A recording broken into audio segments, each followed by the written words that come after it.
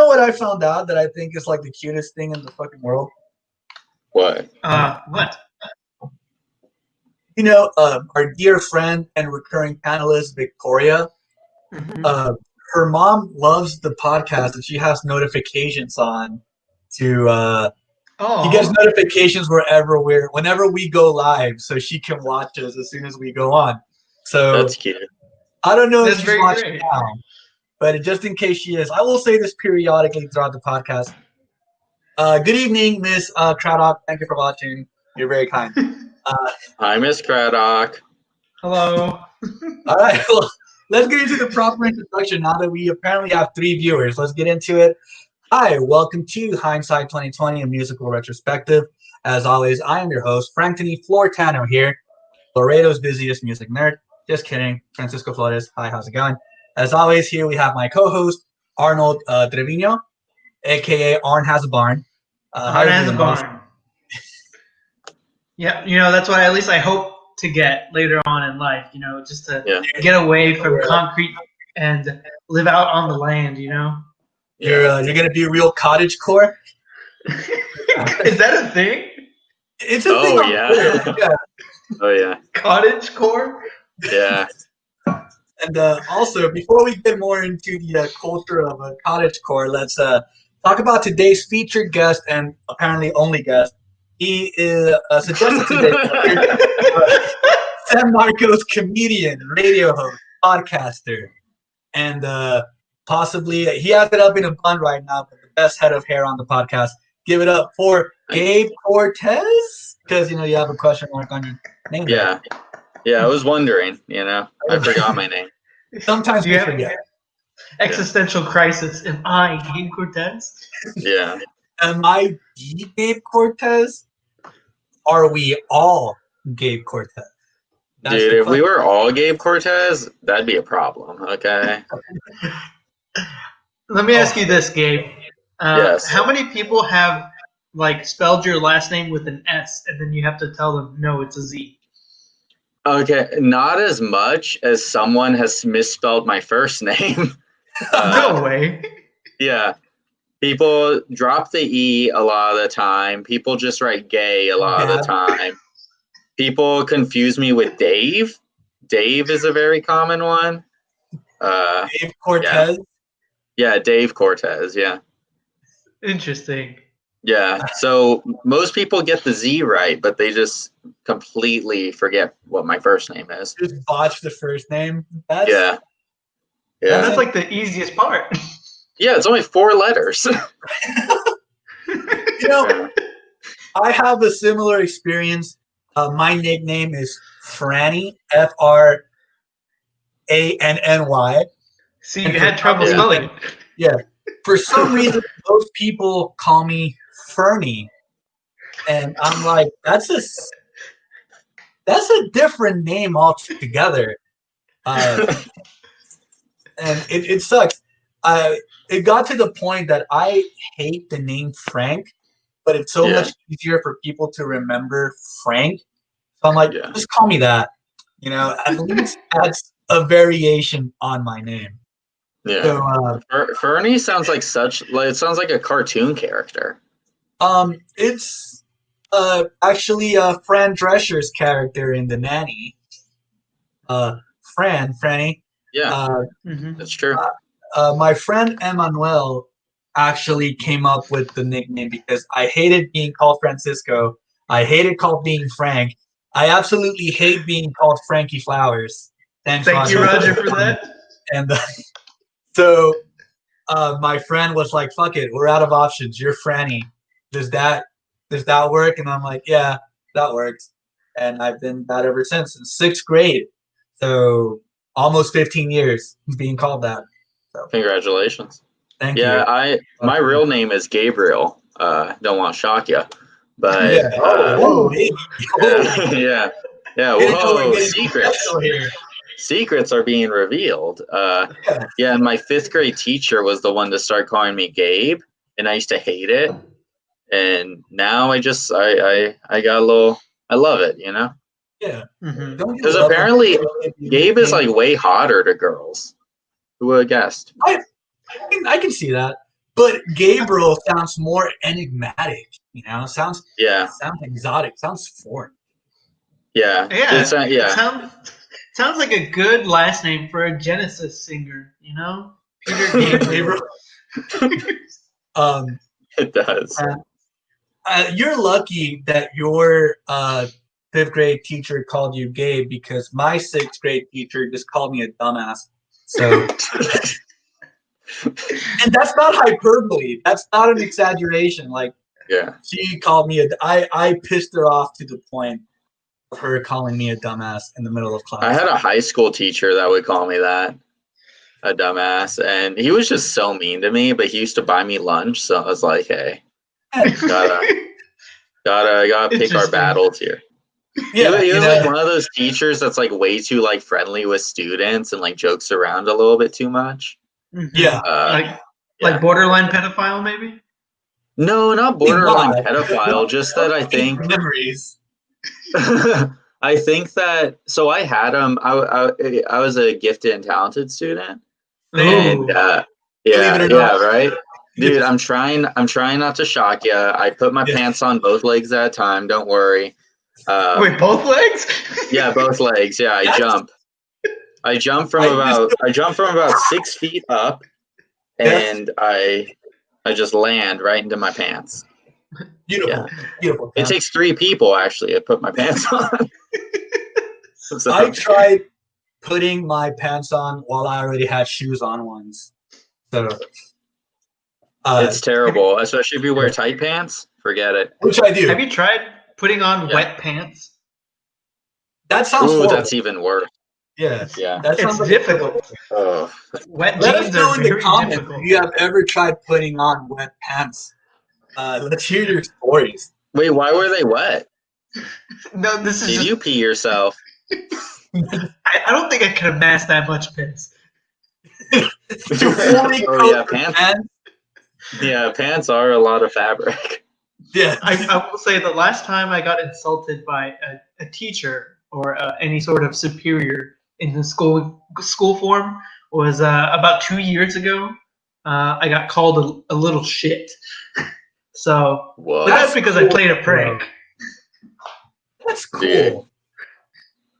So that insult or that phrase is only used whenever you're just so frustrated. You must have really pissed that teacher off. Yeah, because that phrase, especially from a superior, carries such authority with it. Just little shit. That's tingles down my spine, dude. When you add the smoker's voice, yeah. I feel like you have to say it with the smoker's voice. Like, it can't be said any other way. I wasn't making a voice. That's how naturally it came out like that. Yeah. You know, I can't just say little shit. It doesn't sound right. You know? I have to try to say it in my voice. If I say it naturally, it comes out little shit. So it's that's a good one. That's a good one. That's better than being called a dumbass by your 6th grade math teacher. No call-outs? No call-outs?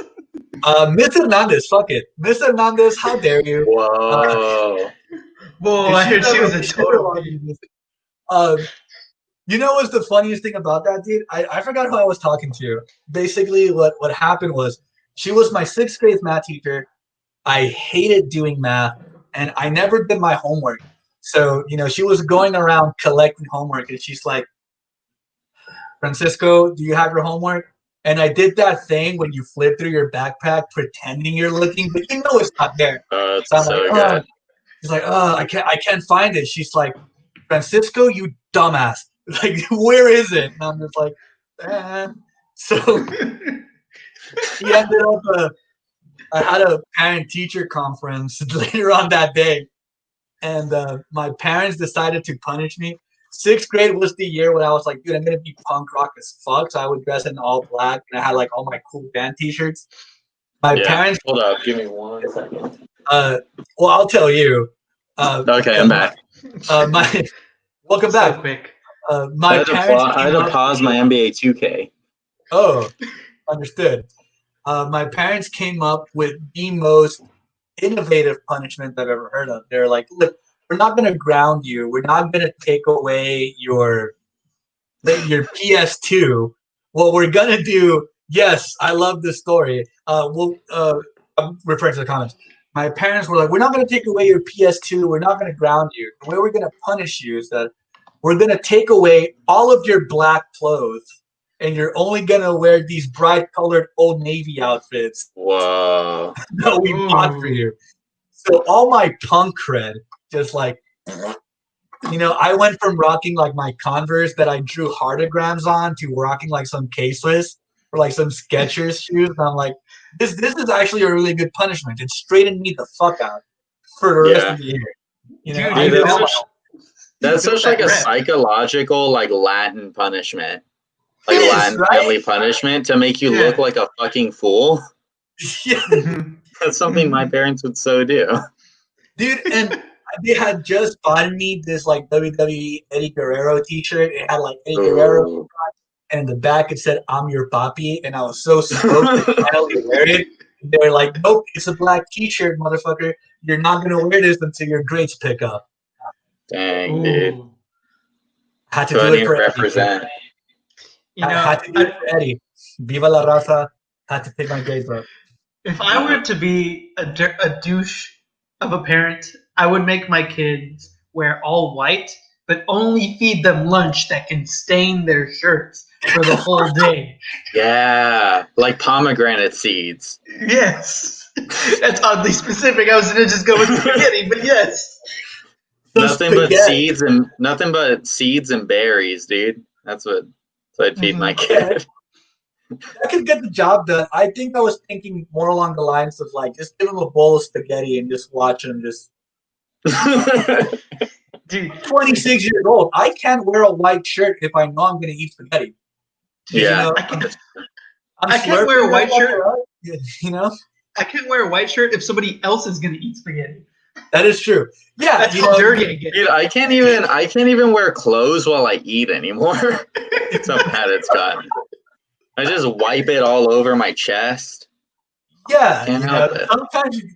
They don't let me eat at the mall food court anymore. They don't. Every time I get my chicken parmesan from this Sbarro, I'm like, hold on, I gotta. I just bought this shirt. Gotta. Yeah. Yeah, in high school, I was suspended like 20 times because I just kept getting naked. Couldn't help it. You gotta protect the drip at all costs. That is. So if you're just joining in, we're talking about our terrible eating habits and psychological torture our parents put us through. We will get to this album eventually, but we're trying out a new 2-hour format on the show. So that gives us a time to speak to our guests and just kind of shoot the shit for a couple minutes before we get into the nitty gritty. As stated before, our good friend here, Gabe Cortez, is a comedian, podcaster, radio host. So let's talk about those things. How long have you been doing comedy for, man? In the fall, it will be my 3rd year. Oh, yeah. I think I'm around the same, 3 years. Yeah, 3 years. What was your first, going on stage experience? It was in high school, actually. I was 18, and I got nominated to be in a male beauty pageant at my high school. It's Mr. Marshall, shout out. The hair. It really is the hair. No, I didn't have long hair at that time. Oh, I was just a weird little kid. You were just a stud. Yeah. Well, I started this club my freshman year of high school called Acoustic Guitar Club because I played acoustic guitar. So how many times did you play Wonderwall a day? I can't play Wonderworld, but I can play the shit out of Cigarette Daydreams, okay? That's how I got the honeys. That's a step up from the local guitar guy here in Laredo. In my high school days, the guitar guy would play either Wonderwall, Your Guardian Angel by Red Jumpsuit Apparatus, or I'm Yours by Jason Mraz. It was only those 3 songs, and he would fuck up every single time and be like, hold on, let me retune and start over. And we're like, no, the bell already rang. I need to get to like second period. Like I'm done here. I haven't heard Red Jumpsuit Apparatus in like 4 years. I actually saw them maybe like 4 or 5 years ago on New Year's Eve in this like little bar in San Antonio. Really? It was a cool experience because there were like probably 50 like, you know, emo people that like know them. And then there was just like a bunch of drunk people that are like, this is New Year's Eve. Why are they playing sad music? And they were really mad. That sounds amazing. That sounds great. It was a fun show. I wish I could experience that. And they didn't even play to midnight. They played till like 9:30. And they just stopped. I mean, it was New Year's, man. They had shit to do. That's true, dude. That's true. I wouldn't want to play a show. Is this the But yeah, so I started an acoustic guitar club freshman year. And after freshman year, I like kept saying like it was a club, but I would never like hold meetings or never do anything with it. And I just yeah, it's still a club. It's fun. Everyone should join. And it was like no one like went. And then my senior year comes along. And everyone, like, there's this pageant called Mr. Marshall, and, like, it's where, like, all the fun, like, popular, like, jock kids go up, and, like, they, you know, show off their beauty and their talents and shit. And, yeah, pretty much. And I got nominated for some reason. I was really surprised. I got nominated from my sponsor, like, my faculty sponsor of Acoustic Guitar Club. So I was running for Mr. Acoustic Guitar Club. You know, that's what I was. That's the organization that I was involved in. And I was like, okay, like everyone's gonna think my talent's like playing guitar, but I suck at guitar. So I can't really play guitar. Because the whole club was a joke. So I was like, I'm just gonna do stand-up comedy. You know, I've been watching a lot of Dave Chappelle, and I think I can do it.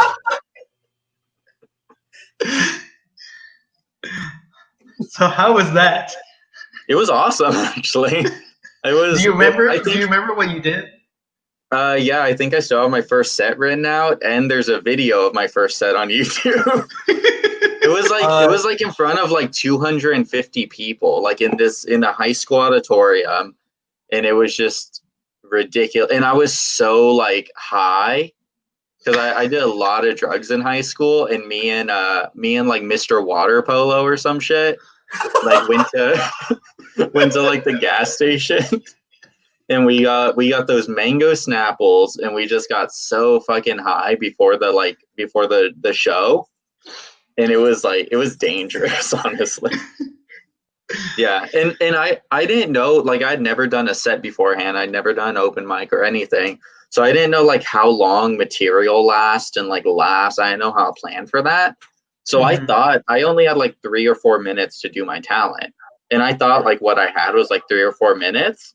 And it got to the point to where like I was going for so long, like they were slowly like lowering my mic on stage.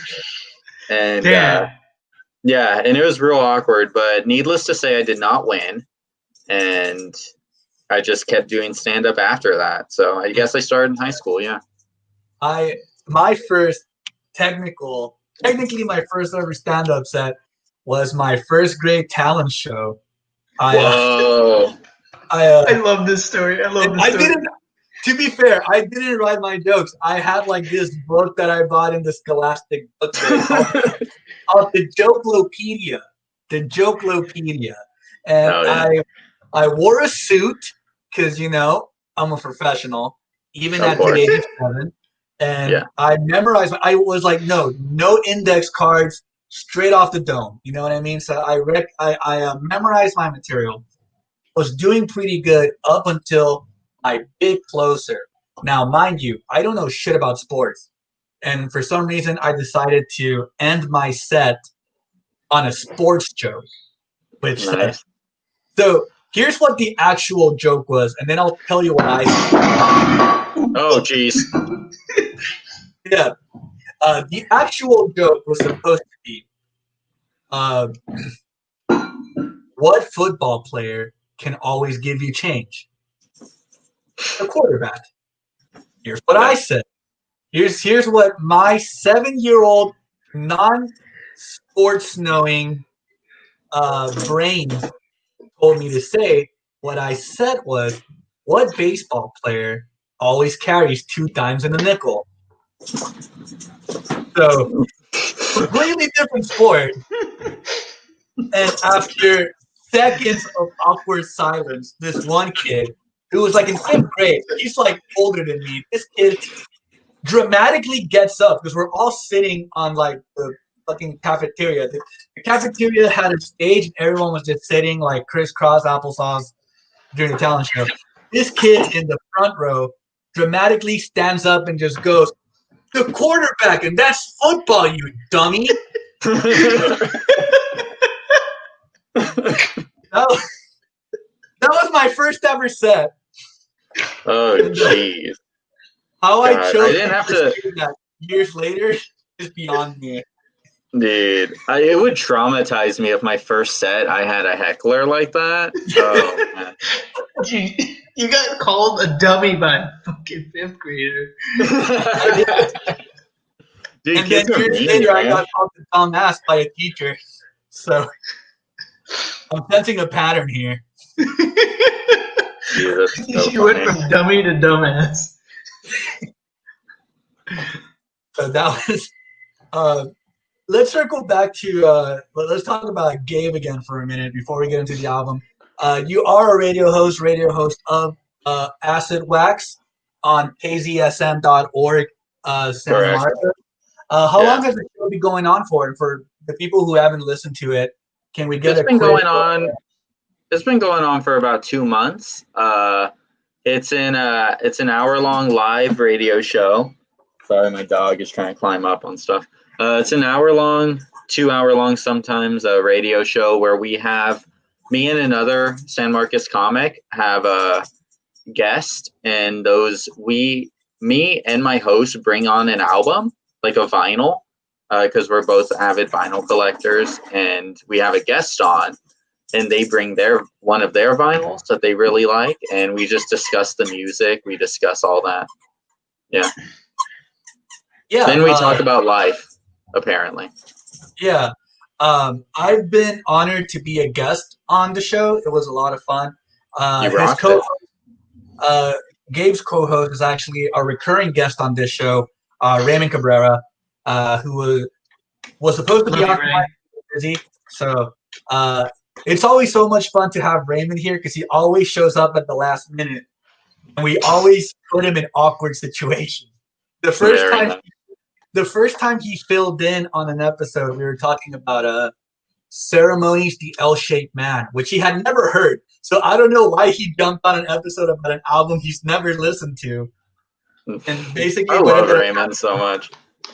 What ended up happening is that we did something called the Cabrera Check-In, which we would all discuss our thoughts on the songs on the album, and then we would just ask Raymond, based on what we described the song, would you listen to it? And he would just be like, yes or no. And that was that's so cool. The second time he filled in last minute, he was at work, so he couldn't have his camera on, so we had him on audio. So we would hear him talk to us, and then he would talk to his customers. And I think at some point we tried to get him to ask a customer if he had heard the record we were talking about. That's so funny. Their opinion. So,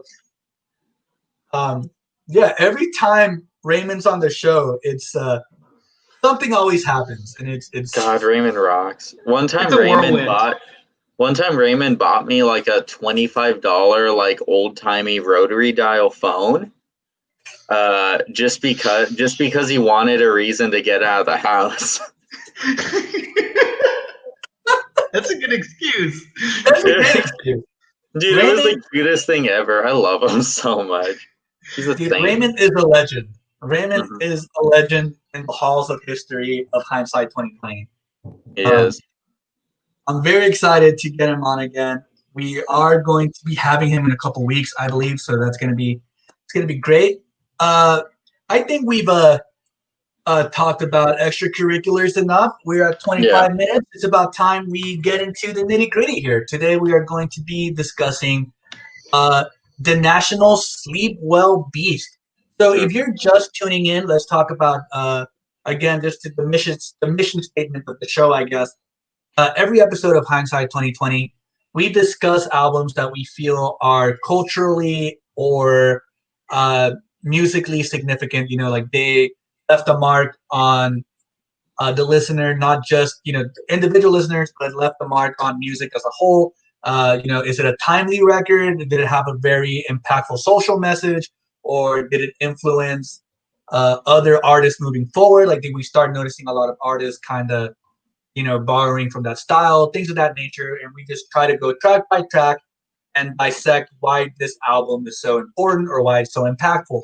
And today we are, as I mentioned, discussing Sleep Well Beast by The National, released in 2017. So before we go track by track, let's just kind of give our opening thoughts on the record.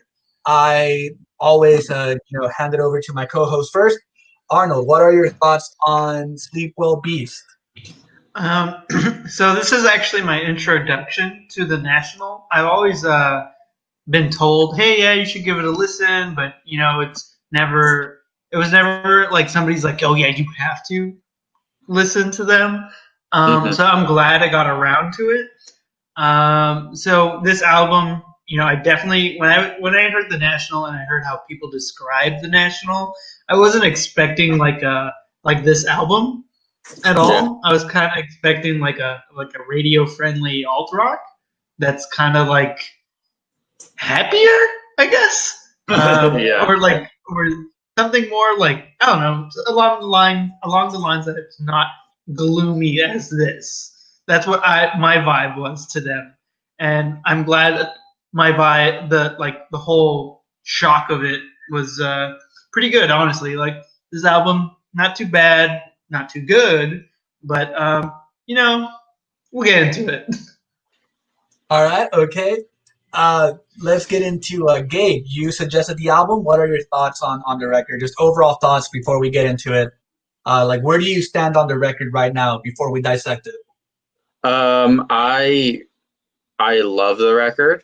I'm a huge National fan. I've been a huge National fan probably since sophomore year of high school, whenever my sister showed them to me, and I've loved like all their stuff. It's not my favorite National album for sure, but it is one of those records that just kind of fits whenever you want to be in a gloomy mood, whenever you're I think it's significant for the National because it has a lot more like experimental like elements in it. Like, it has synths, it has like smaller like musical breakdowns, as opposed to the other songs where it's very like verse, chorus, bridge, chorus, Yeah. And it doesn't have like those musical breakdowns. So I really really enjoy this album. It was one of the first National albums I bought on vinyl. And it was just because I made a mistake, but I ended up giving it a listen. What were you meaning to buy? Honestly, I don't remember, but I didn't realize that like it was in my cart still. So I think I was like trying to buy like a Curtis Mayfield record, and then I was like, wow, it's like $50. That's crazy. And I didn't realize like it was still in my cart, and it just like showed up at my doorstep, and I was like, I guess maybe it's a sign. Nice. One way to look at it. It's a good record though, so it was a good sign. Yeah. My question to you is, yes. Why do you like this record more than Trouble Will Find Me? Ooh, okay, so that's a hard one. Give me 1 second, because I have both records, and let me just compare them real quick. Did Trouble Will Find Me come out? It came out like 2012, 13. Right? 2013. Okay, so it would have counted, right? Yes. Yeah. Yeah, it was definitely between High Violet, Trouble Will Find Me, and this one. I wanted to do Boxer. Boxer's my favorite national record, but what are you gonna do? Yeah, we're trying to stick. Well, for those who are not aware, we try to stick with albums that were from the past decade, so 2010 and on. That and later on we'll 2010 to 20. Yeah, so eventually we'll get into like later than 2010. Yeah, I Earlier. think Earlier. I like a Sleepwell Beast. I don't know. It's hard, man. It depends on my feeling, but I don't know. Trouble Will Find Me has like good like individual songs, but Sleepwell Beast as an album, especially on the record, the second LP, is like just incredible just to play from start to finish. None of the songs lead into each other, but it's just really it really takes like gloom and just like melancholy and puts it at a whole new level because there's such little like excitement. The first LP on the album, you have some like bangers, and some like radio friendly songs. But the second part of the album is definitely more like, okay, we're slowing it down, we're taking it easy. And on Trouble Will Find Me, it's kind of like the track listing is a little bit like, okay, slow, fast, slow, fast, slow, fast, as opposed to sticking with a constant mood, Yeah. But that's just my overall. I got both the records right here, so I mean, what do I know? I'm just an idiot. Aren't we all? That's why we're here. Yeah, that's why we're here. All right. Well, I'm just gonna go into my thoughts on the record real quick, and then we'll go track by track. Unlike Arnold, somewhat like Arnold, this is not to say this is my introduction to the National, as in I haven't heard them before, but this is the first time I sit through a whole album of theirs. Before this, I kind of heard them sporadically, people telling me like, oh, listen to this song, listen to this song. I think the first time I ever heard them was, okay, so this is kind of a confusing map to follow, but the first time I ever heard the National was because I stumbled upon Bon Iver's song Calgary. I showed that to a friend of mine who said, wow, this is really good. You should listen to the National. And then he just like sent me a random song to listen to. So I saw Bon Iver perform Calgary live on the Colbert Report when that was still around. I heard the song. I found out about that song. I heard the studio recording.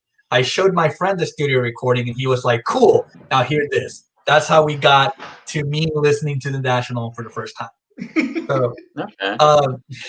So I'd always liked what I heard, but it was always, I don't know. It's a factor of two things. I'm very lazy when it comes to exploring new music. Like I have a huge list of bands and albums I need to listen to, but I haven't gotten around to yet. And not only that, but there was something about the National that never quite clicked with me. It's not, I don't think they're bad. Their music is definitely good. It's pleasing to the ears. It's well crafted, but it never really caught on to me the way people have expected it to. And then hearing this album, again, I've never heard a full album by them, so I didn't know. If you're saying this is experimental on their part, all of the electronic aspects and synth leads, see, that's news to me because they did it all really well. I thought they'd be, this being my first time listening to a full National record, I thought they've been doing that shit, the whole time. That they've very honed their craft in regards to that. And I was telling Arnold, I had like this inescapable feel of like an aesthetic similarity to one of my favorite albums of all times, which is the Postal Service's Give Up. Like it felt like a more organic instrumentation version of that record. So that kept me along for the ride. It's a very pleasant album. I feel like I like it individually. Like I think there's one song that we'll get into that I think is the only misfire for me. The only song I don't think. Okay, every episode we've done of this show, I don't think there's been a song that I've actively disliked up until this point. There's one song on this album that I was like, I don't like this, but maybe it's in context, and we'll get it. We'll get to it when we get to it. I'm so excited here. Overall, I do enjoy the record. That being said, let's get into it. Let's start with the opening track. Opening track here. Nobody else will be there. Arnold, what are your thoughts on the opening track to the record? So I'll be pretty brief with this one. This, just like I said, this is my opening into what is the National. And what I got was a very sad, dark, maybe broody and empty feeling opener. And the way it made me feel, I appreciate that. Like it was like it put me in this mood or put me in this place. Is it a strong opener? I probably, like, just because it got me there, but is the song good? It's that's how I kind of felt with everything. But I do appreciate that it got me in the mood of like this sad darkness, which I wasn't expecting to get into. And I feel like this song is this feeling that the song has is pretty much the feeling I get when I listen to the whole album. And so in that case, I feel like maybe it is a strong opener just because this mood carries on. It prepares you. Yeah. All right, I feel similarly about that, but first let's get into Gabe. Gabe, what are your thoughts on the opening track of the record? Yeah, so like just a little bit of context. This album came out after the National. They weren't touring for like 2 years, and they were just like straight up working on this album, and they haven't released an album since Trouble Will Find Me. So it's been 4 years of a hiatus, and I feel like this opening track is a really good representation of the album, and also calling back to just reminding the fan base, like, hey, we're still the National, we're still emotional, we're still slow, we're changing in terms of our sound, but our lyrics are just as deep, our emotion is just as slow and like strong. So I really like that. But I do see how, like, with this opening track, there's like no percussion in it, like, whatsoever. Pretty much. It's just that straight up piano riff and the very, deep, dark sounds and vocals that Matt does. I could see where someone wouldn't like this band. And I can definitely, I've had talks with my friends about it. Like, some people find the National just so boring. And with a track like that, I could see how people find them so boring, because there's not much to be heard besides that piano, besides like some like crinkling, production and like electric guitar in the back. But it's a very bare bones opener, which can prime you, but it can also deter you from listening to the rest of it, So So I'm gonna sound like a broken record here because I say this every episode. I am a stickler for album openers and album closers.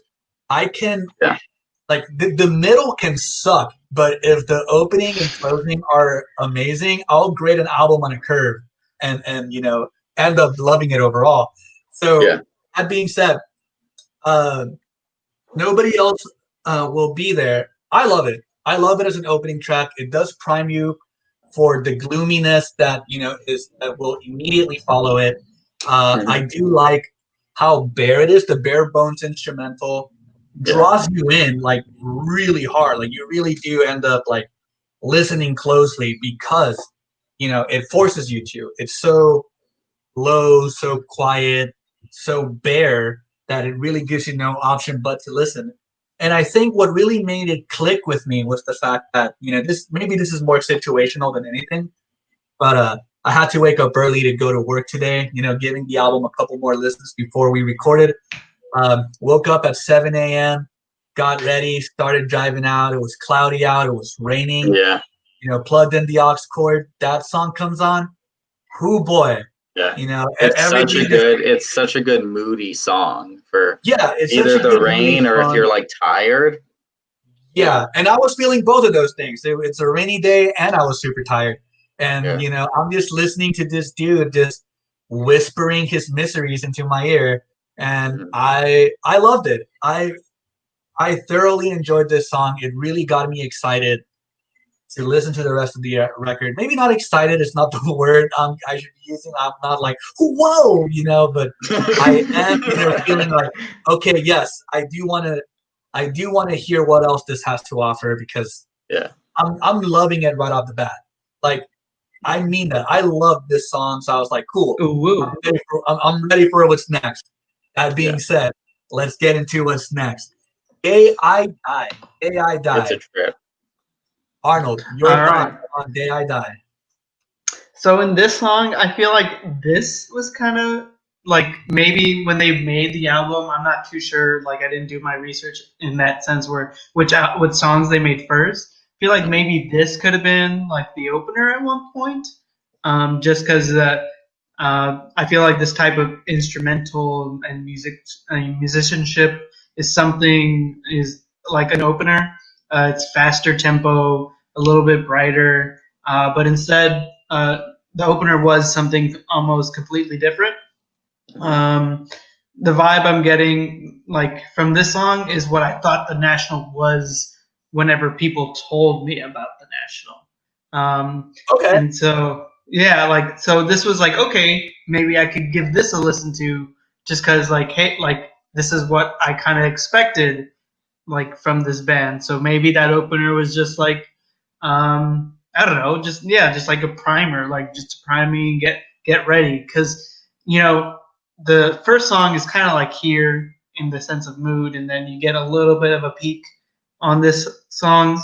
And as we go on, I feel like maybe later on, like in the next song, it goes a little bit of a trough and then a peak after that. But we'll get there when we get there. I wasn't expecting Dark and Glum, but I do like this song. Not my favorite song on the album because I don't have myself. I'm not singing it like in the back of my head. Like I have one song like currently in my mind. I'm just thinking about. But yeah, this is a pretty good song. It's like nothing I would be upset about, but nothing I would write home about. Definitely, maybe like something that would probably be in a playlist. Amongst other songs. Yeah, I could see this like as a workout jam. Just because that constant like beat and rhythm, like the drummer, yes, the the drummer of the National is fucking incredible. And I have always loved him. He's very, very, very good at what he does, even though he doesn't do like crazy shit. He's very technical about it, and I really like that. And it just having those like that constant like boom boom boom boom boom boom, and it's like like it's on the toms, it's on the kicks, it's really good. And that keeps the beat like just going throughout the song. It keeps you wanting to listen to the entire song, in my opinion. But it is a bit wild with the start of the album with the first song and then going into Day I Die right after it, because you have to you basically have to turn down your speakers whenever Day I Die comes on, because you turn it up for nobody else will be there, listen to what's going on. And then Day I Die, once that electric guitar goes in, you're like, oh shit, it's too piercing. And I love the song, but I don't really like the way it flows with the album. I think the song needed to be on the album, but that maybe in a different place. Yeah, I think it could have been a different place, because there's other songs that, like, if you're gonna have, I think on this album there's like 3 songs that are solidly like like high, you know, and pump up, you know, and 3 songs are like rock, you know, like rock, and I feel like they could have either bunched them all together or just done it like a different way, you know. But I still really like the song. I love the lyrical content. I love that. I love the composition of Aaron Dessner and his brother. They are so good at composing. So yeah, good song. What else do you want? So, right off the bat, the first thing that hit me are the opening lines of the lyrics. That like, holy shit, they kicked my ass. Yeah, I don't need you. I don't need you. Besides, I barely even see you anymore. And when I do, it feels like you're only halfway there. Yeah. Holy shit. Like that, it took me a while to like. I think the first time I heard that, I did pause the song and just think about that for like a second, just really reflected on it. Because I've been in a situation like that. So I'm like, okay, this song speaks to me. I'm loving it already. And the instrumentals kick in. And like I said earlier, I liken this to a more organically instrumented version of the Postal Service's Give Up, like how I found those aesthetic similarities. To me, this song feels like a gloomier Such Great Heights.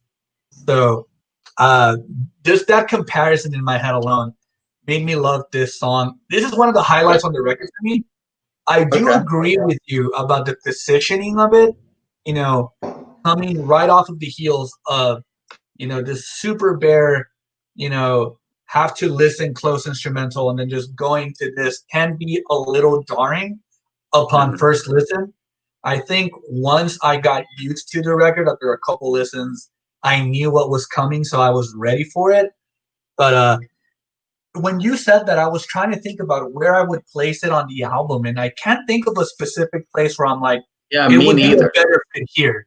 You know what I mean? So I do neither, and that's why like I'm okay with the positioning because I can't figure out a better one. But I do feel like the positioning's off a little bit. Yeah. I'm happy that you like those opening lyrics because I've played that song to so many people and it just always goes over their head, you know, and so many of the national lyrics like just go over people's head or people like don't really understand them. And I'm just happy that you got it. You know, but I don't want to sound pretentious about it. It's just a band. I love those lyrics. The way Arnold talked about having a song stuck in your head, like having that song that you sing the chorus to in your head. I've been singing this whole time that we've been talking about, you know, getting into the record when we were introducing it or giving our opening thoughts.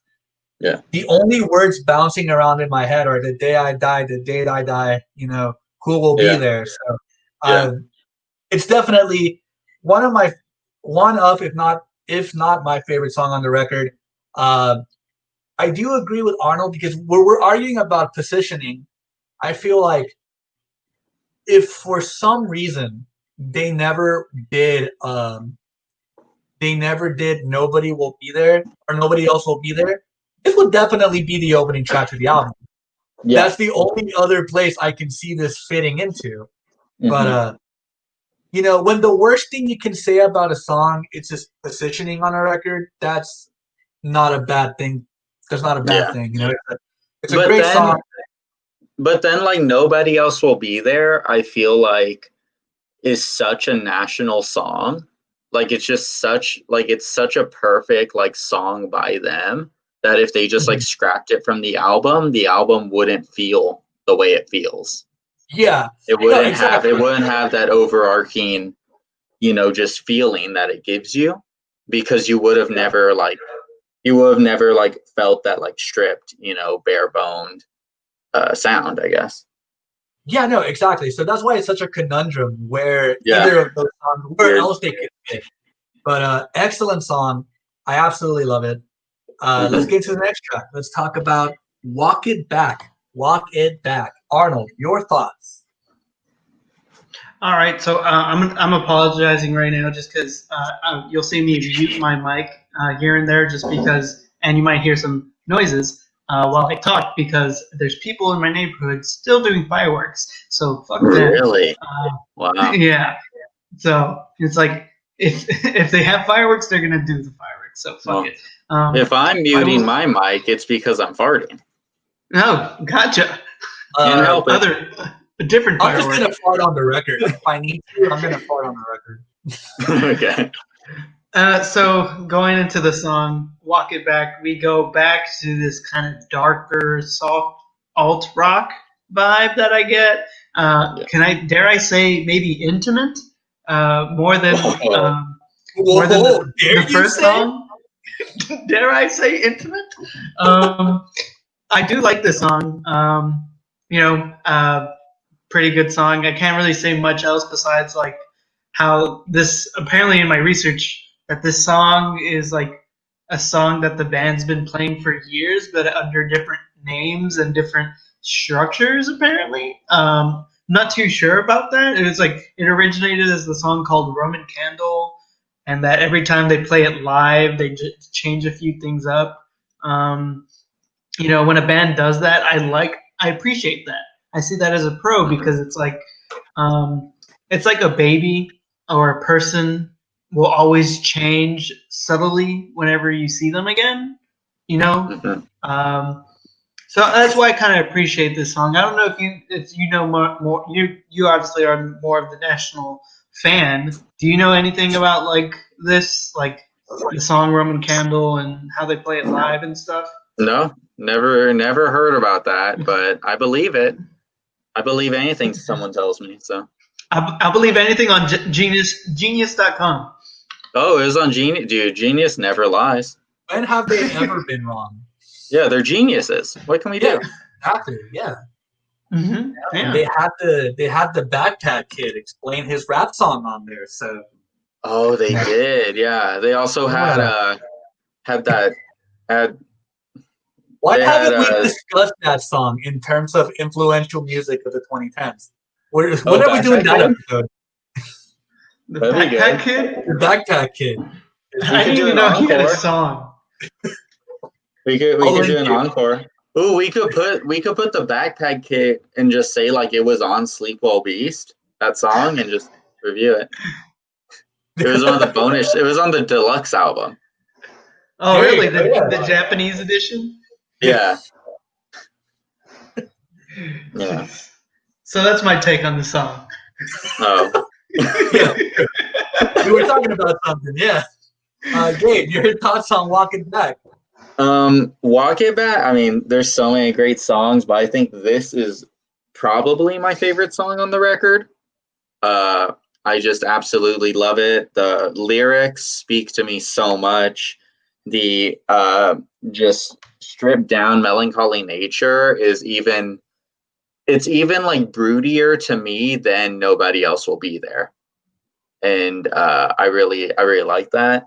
I love like the small, like in the middle, like I guess you call it a bridge, but where it's just like a woman whispering, and it's just real calming. I've listened to that song many a night drive back from a comedy show, and you're just, you've done bad on stage and you just hate yourself. And it's just such a great, such a great song.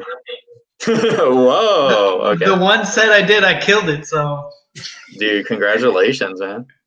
And I quit. That's how I quit. That's how I do things. I quit while I'm ahead. You just like drop the mic? At the mic drop, yeah. The mic drop, yeah. Oh, you were at the mic drop? I never done that. I've heard things. I can't wait to start it back up, man. It's me and Roger Ramirez that co-hosted. Can't wait to get it started again, man. If you ever want to come down, yeah, for sure. I know. Back whenever it was happening, Raymond would always like ask us who wants to go to Laredo with him, and I just never had time. But I'd love to come. I'd love to just get on stage once more in my life. Same. I miss it. Yeah, like the first, like I have the lyrics pulled up here, and it starts off, I'm always thinking about useless things. I'm always checking out. I'm always mothering myself to bits. I'm always checking out. Forget it. Nothing I change changes anything. That's some shit. That's some shit. That's Yeah. some shit. And it That's some just shit. yeah. And then the very end of hit like him just like saying like don't go dark on me. It's all right. You know, like talking to like a long lost lover is just it's so I just really like this song. I love how it helps. It's a great song to listen to if you have a headache. And yeah, I think this is one of the better songs on the record. I'm happy that's number 3 because number 3 is normally like where you put like a single, you know, like a first single or something, third track, third or second. And I like that song earlier on in the record so that you know you can really, and it closes off the first side of the first LP. So it's cool that like you have slow, fast, slow, and then you flip the record and it goes back into fast, I believe. Yeah. So it's definitely where that like you probably need to lower the volume. Yeah. Oh, yeah. So it's cool because like since it's that last song on the first side, you're able to flip the record and then lower the volume like in 2 motions, you know, instead of having to like and you have more time to do that, you know, instead of like having to like lower the volume as the song already like starts because it like leads into it or whatever. I'm just talking about the anatomy of a vinyl, and it's confusing. It's interesting though. It's a lot of fun to have this conversation. I love this song. I think right now the album is 3 for 3.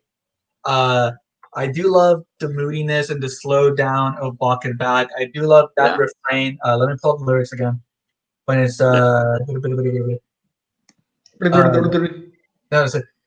want to fuck up like I better walk it back. When it says like I don't want to fuck, I'll fuck it up. Like that's such a good fucking lyric. That's one of those songs that really captures my attention again when I hear it. Especially again the loud, soft dynamics of this first third of the record or fourth of the record. It's so good because again it did kind of, you know, I was expecting the album to just kind of follow like this trajectory of like just the songs getting progressively louder because I felt like that's a natural fit. So it really played with my expectations to go right back down to a slower track.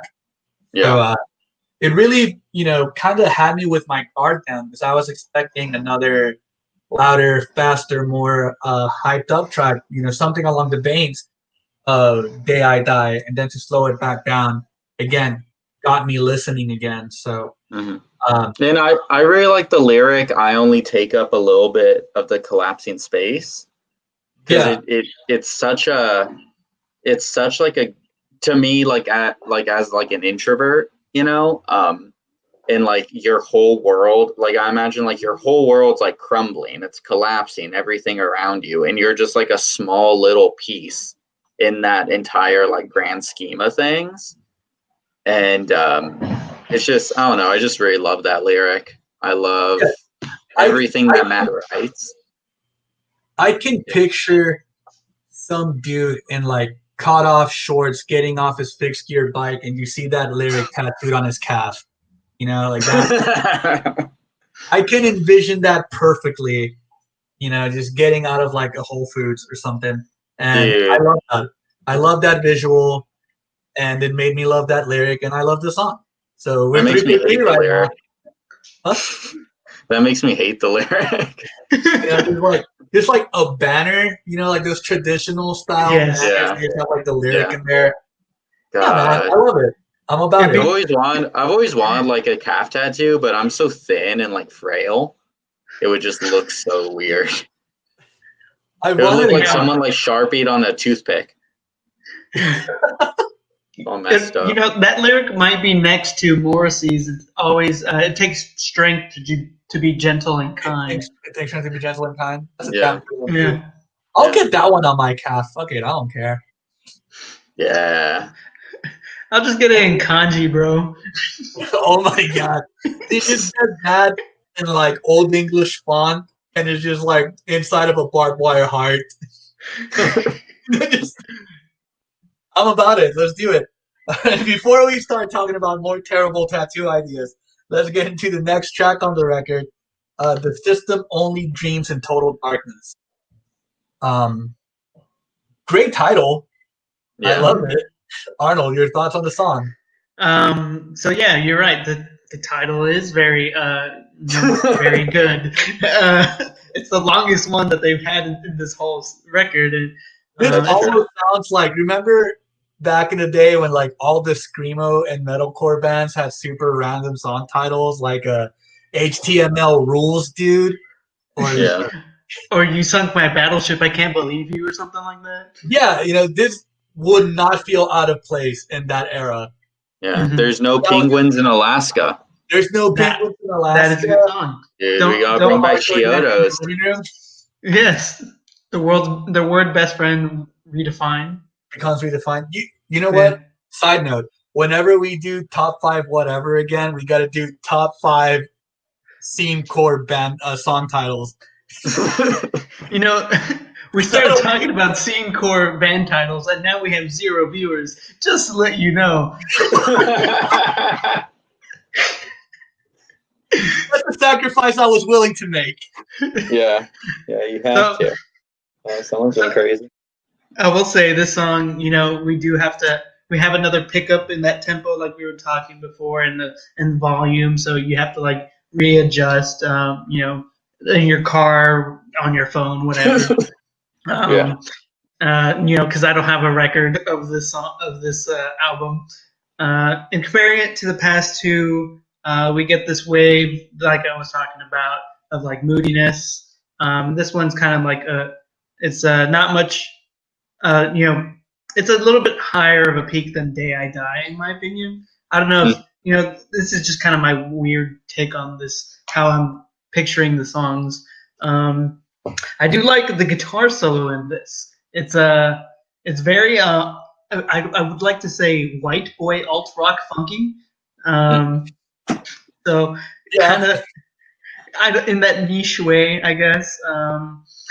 The song, you know, is a subtle, not so subtle nod at what's going on in the world politically at that time, which, you know, currently when you're looking at like what's happening today, right now, like literally right now, and what happened in 2017. 2017 is a fucking joke.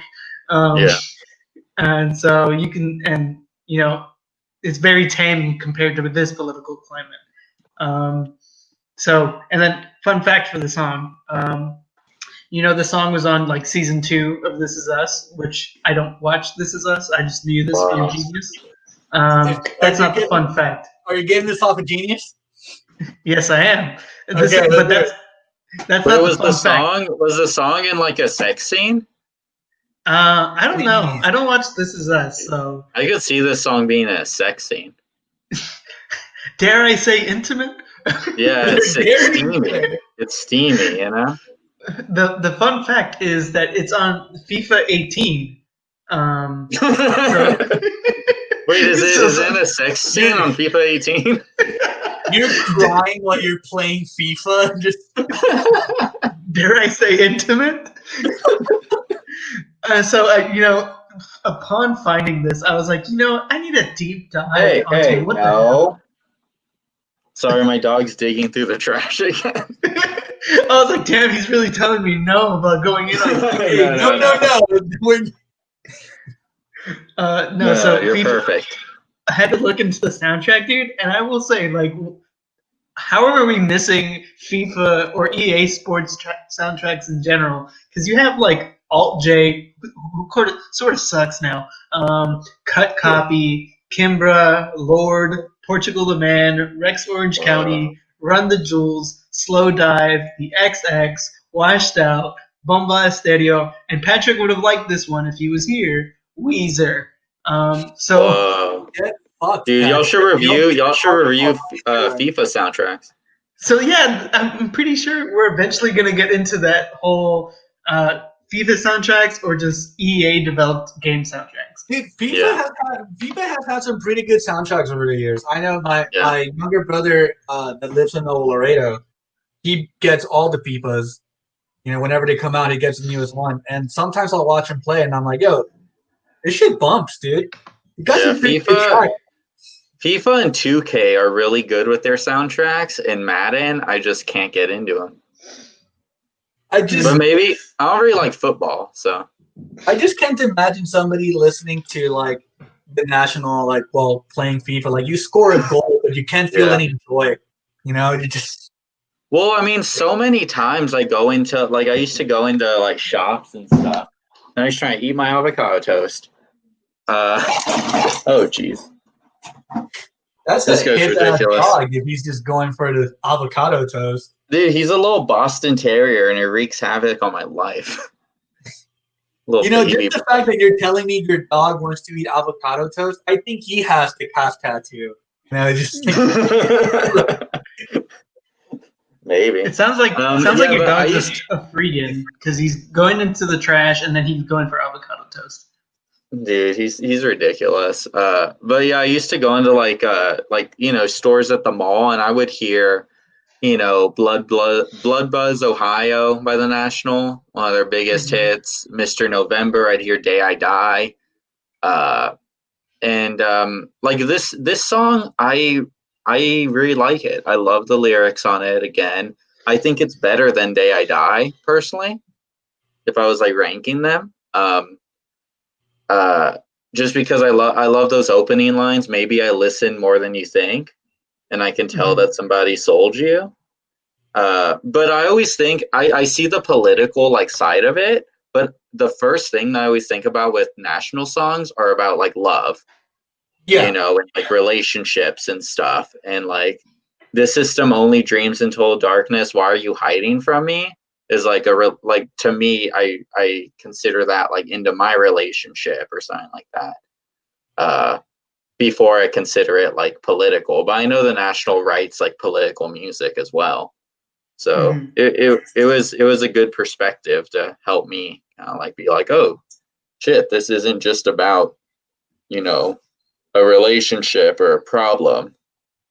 It's bigger than that, Yeah. But definitely overall, really like this album. I mean, I love the riff on the song, like the it's small, it's short, but it's like it's so badass, Yeah. So I definitely really do like this track. I do tend to gravitate more towards a relationship aspect of the lyrics too. I agree with you on that. So that being said, I love the lyrics here, especially the one that hit me the hardest was I thought you said that this would all work out after a while. Now you're saying that I'm asking for too much attention. That shit hurt, dude. Yeah. That shit hurt. I was refilling an ice bucket at work, like doing opening duties because I was the first one there, seeing like the rain through the windows, and then that line hit me. I was like, shit. I need to go cry in the walk-in for a minute because that one hurt. But I'm not sure if I like it more than I like Day I Die in terms of like the faster tracks. Hey, we got another guest here. I love it when guests bring their pets. It's the best. This podcast is secretly just a way for us to meet all of our friends' pets. Yeah, this is Cosimo. Cosimo. Yeah. Great name. Thank you. That name is almost as good as this song title, The System Only Dreams of Total Darkness. There's no penguins in Alaska. Yeah, it is. Let's all name our firstborn child after our favorite emo songs. Just the most ludicrous name, the better. My first song is going to be called "The Plot to Bomb the Panhandle" by a David. And the whole thing. You have to say the whole thing. But we'll get to that on an episode of Top 5 whatever. Long story short, the song is great. Lyrically, it's hard hitting.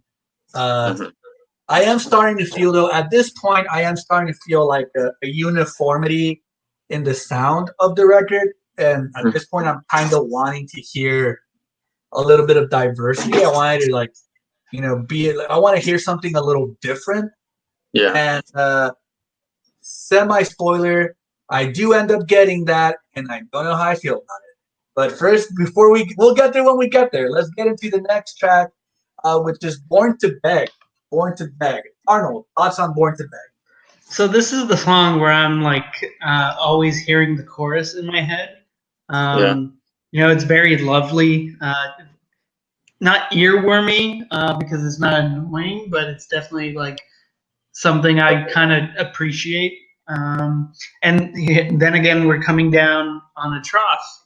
Like we have this like wave pattern, and this is one of the lower points again. So we have to like raise the volume up, or expect a slower tempo, and that's what we get. And simply put, it's about someone or the singer dating someone who they feel is too good for them, and I kind of relate to that. Me being me, I feel like I'm not really worth that much compared to my significant other. So I've always felt like this in this relationship and other relationships. If you don't feel like you're if you feel like you're the settler, then you shouldn't be in that relationship. Yeah. I feel like you should be the opposite. What's the settler? The reacher. The reacher. And I feel like I'm the reacher in the relationship. So I like this song. I connect to it very well. I do like the bright sugar-coated guitar at the end of the song. It's like the little twinkly, very good. I like that subtle touch. Dope. Gabe, your thoughts on Born to Beg? I really like this song. I love the piano. I love piano so much, and it just drives you through the whole one. Lyrically, I like the verses a lot, but really the chorus is just, it gets so repetitive to me, and that's one problem that I have like with Day I Die, is that like it gets so repetitive, like Day I Die. And this one is the same deal. So it's definitely not a go-to listen for me, but I still really like the song, and I like I like the positioning on the album as well. That's another like slow dip.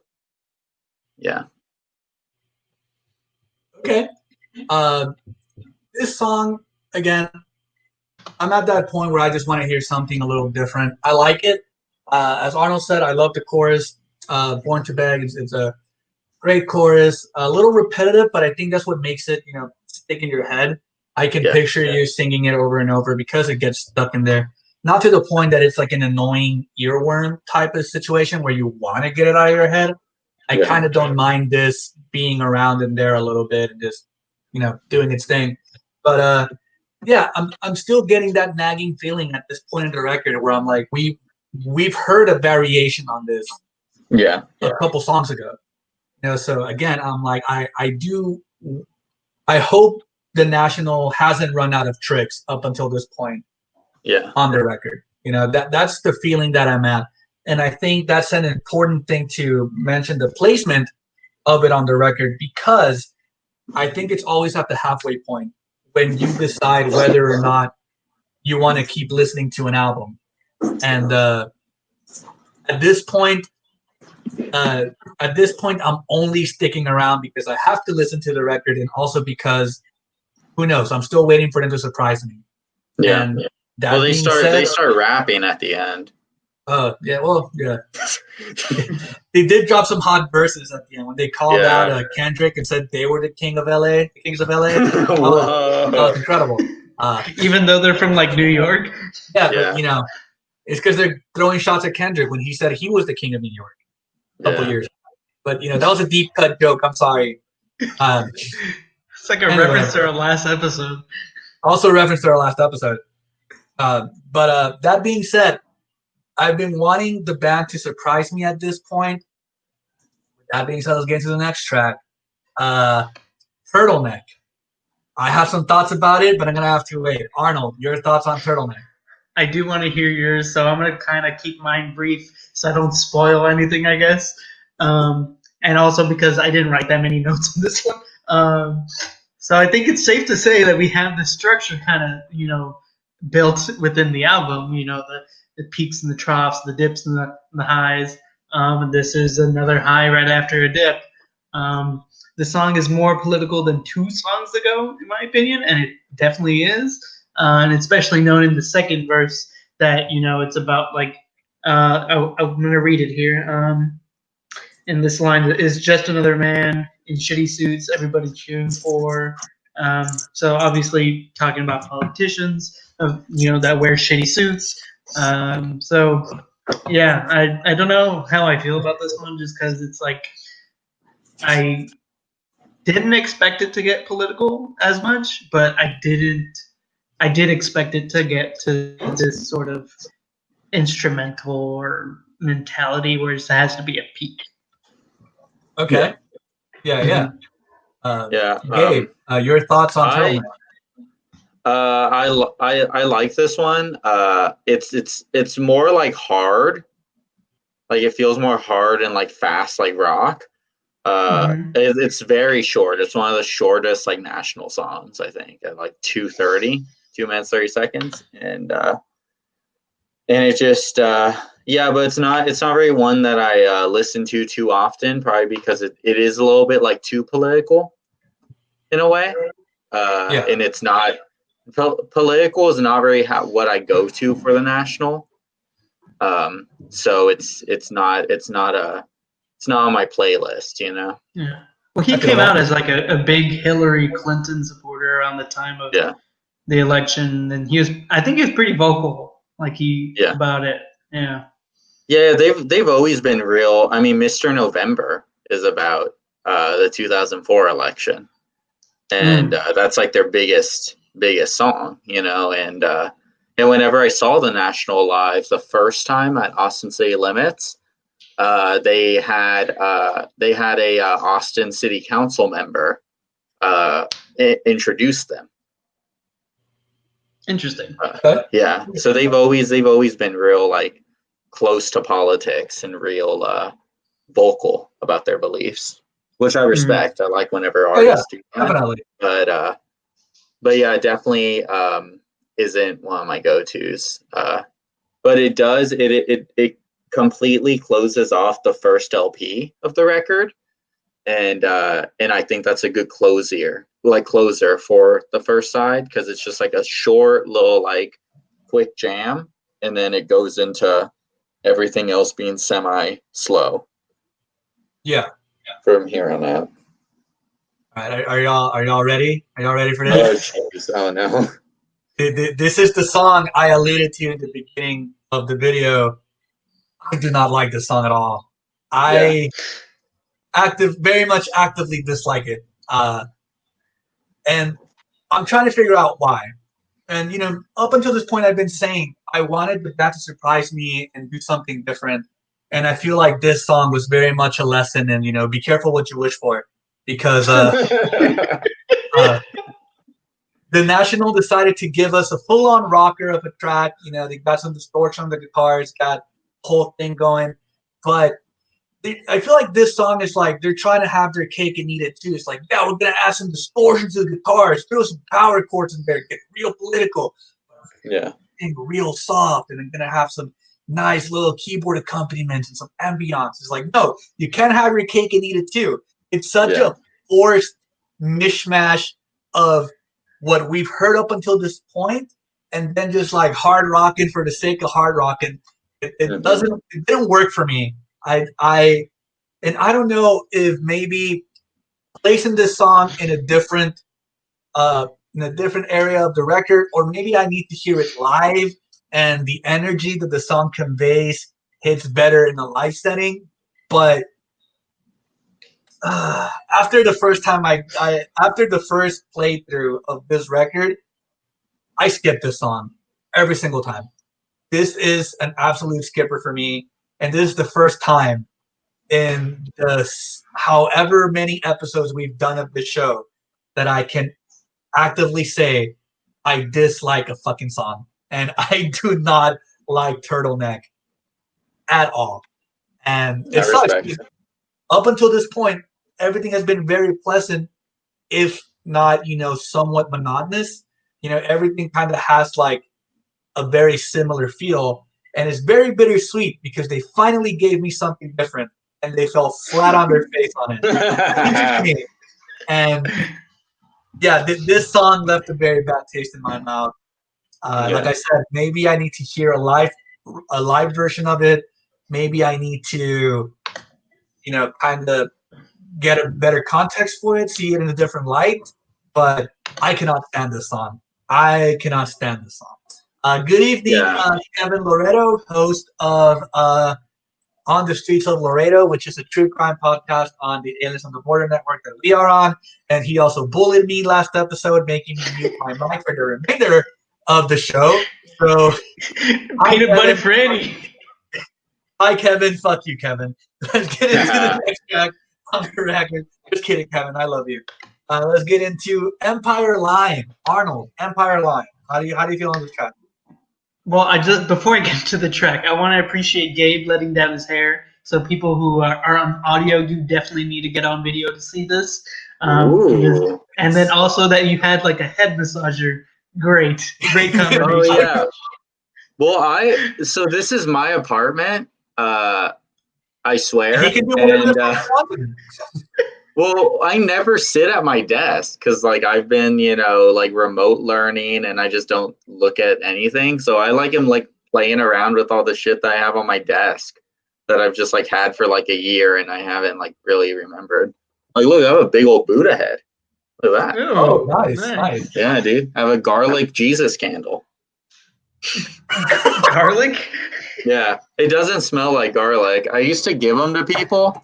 Like whenever I was like on stage, because they're like $2, and I would do a thing where like I would be like performing and then just like give someone a gift that laughed at my joke.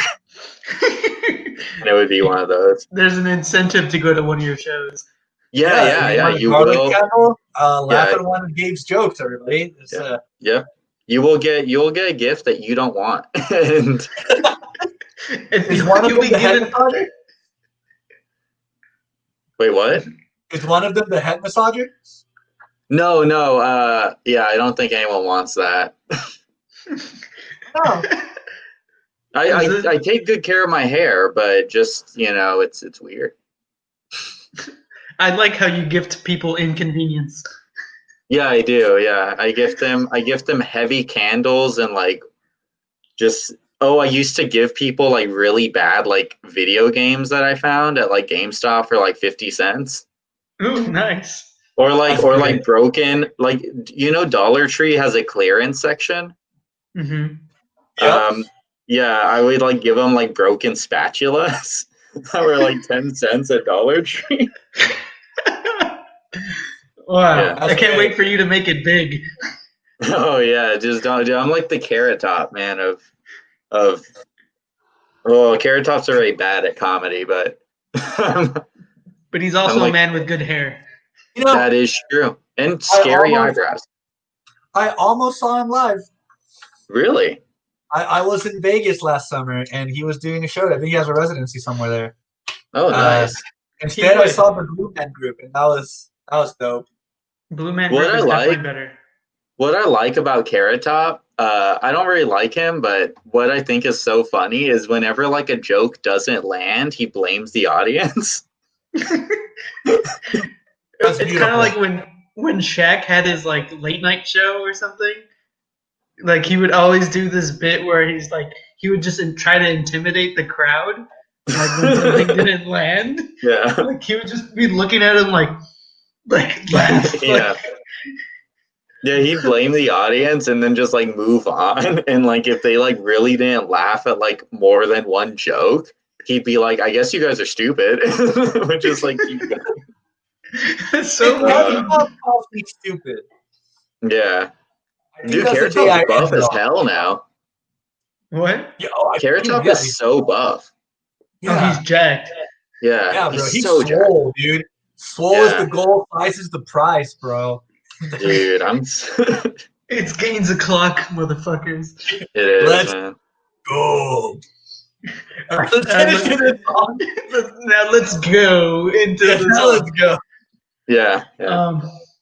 I will say this conversation was a lot better than the song that we're going to talk about. Honestly, Empire Line is a sad face. The only sad face. Like, if I could give it, I'll give it 2 sad faces. Because on my notes, I put happy or sad faces. This is definitely sad face. And there's no sad faces on the train wreck that was turtleneck? No, because I don't like it. But I don't like it. I don't dislike it more than this song. Because that one, because I will say Turtleneck has flavor. It has some things going for it. But Empire Line is such a weak, slow song, and it's about long distance relationships, I guess. That's what I'm getting out of it. But the drum machine and the synth in the song, they were so everything else is so good before, and then this song, it's equivalent to tomato soup that was just literally blended tomatoes.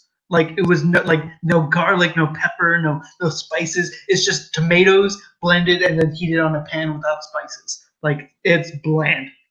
And you do end up getting a kick of flavor 3 minutes and 30 seconds into the song, but it's still bland. It's like I put salt. Is that whenever the drums come in, the actual do? Yes. Yeah, that's my favorite part of the song for sure.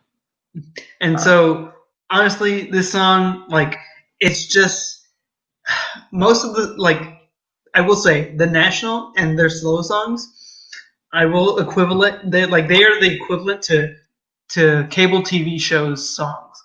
This is definitely one of the songs that will be on a cable TV show when it needs to be a little sad. Just like how it was in This Is Us. So so this song is cable TV. Okay. Gabe, your thoughts on so this is one of my favorite songs on the album. No, it isn't. I just wanted to say that, but it is to me, it's a very good song. I really, I've been in a few long distance relationships, not with important people, but Damn. I've talked to some people from long distance, and it's been interesting. And there's been, I feel like this song's taking you through the story of in a conversation with that person that's kind of an argument in a way, where he says, I've been trying to see where you're going, but you're so hard to follow, and I don't think we're getting anywhere anytime soon. You're just confused by this person, and it's hard whenever you're far away to understand their motives, understand what they're saying. And I just think the lyrical content of that is very good. I do see what you mean by the first 3 minutes or so of it are just poo-poo, because we have heard this before in the album. We've heard very similar thing in the same record, just a few songs back. But whenever those drums come in, ooh baby, does that get me excited? Those drums are so spicy, dude. And then I've been talking to you. Yeah. I've been talking to you to myself, because there's nobody else, and I want what I want, and I want everything. I mean, he wants it up the butt. He does. He wants everything. And we've all been in those, we've all had that feeling where we love someone or we care about someone so much and we're alone. So we just kind of think about them to ourselves, at least I've had that feeling. And you're just man, I can't wait to see them. It happened today. My girlfriend, went out and got Olive Garden or something with a friend, and I was just man, I can't wait till she comes home and I can play Fortnite, and so I can floss in the game. Yeah, dude, I just want to floss. I can't floss in real life, so I'll floss in Fortnite. I'm a 12-year-old boy, in case anyone's wondering. Yeah, so it's just like man, I'm just so excited to see this person, and I feel that, and then those drums to like accompany that, I just really like it. And I love whenever a song like has like because this song starts off real flat and then it has a rise up with those drums, and I like whenever that rise up happens and the vocals don't get any louder. They stay the same like timid level, because it kind of like subdues your excitement, but it also like it's also like, oh man, this must be like real deep like shit that he's saying, because the he's vocals like, are so low. Yeah, because the vocals are so low, yeah. It's no go. No, you go. No, you go. No, come on. You go. I like this song, but I can't tell if I like it because I like it. If I like it because it's such a palate cleanser after fucking turtleneck. Because I feel like every complaint that I've had about every song, you know what? Okay, I'm gonna say this. I think I like this song because this is what I wanted out of a national song instead of fucking turtleneck. It did play with my expectations. It did start off being yet another, Sleep Well Beast song. It was another song. I was like, oh, okay, we're getting the kind of dreary, gloomy instrumentation, blah, blah, blah. So I'm like, all right, okay, like, I guess nothing's going to change here. And then the drums kicked in, and that was the change that I want. That's what I wanted, something like that, So I feel like that is why I like this song. Gave me what turtleneck wanted to give me, but I'd much rather have this than that. If for the rest of this episode I just shit on turtleneck, just know I dislike that song that much. But I didn't mind the first 3 minutes of this song being like a return to the status quo from the album. Yeah, because it's a build-up, It's a build-up, yeah. Yeah. Did I know the build-up that it was building up to something initially? No, I didn't. But at that point, I wanted to listen to anything that wasn't turtleneck. So I didn't mind the album kind of going back down the same road it'd been going. But then, the drums kick in. It's a nice surprise. I dig it. I like it. Lyrically, again, I can't fault any of the lyrics on this album. I think they're all very well crafted, very well written. They all hit you really hard upon first listen, and even more so when you listen to them a little deeper. I've also, I've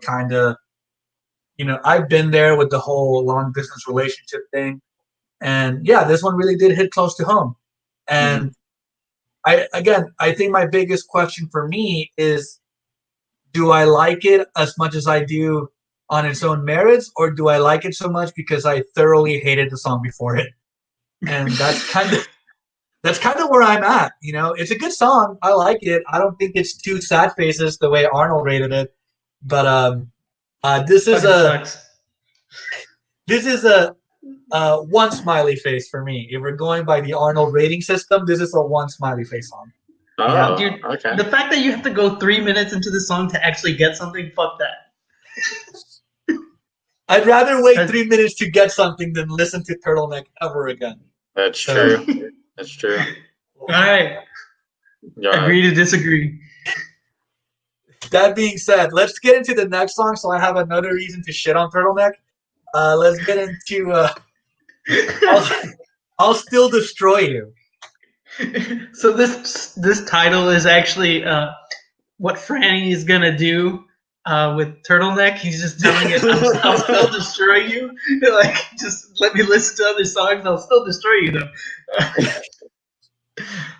Yeah. So we get a turn on the album. So it's not like this whole peaks, dips, drops, whatever.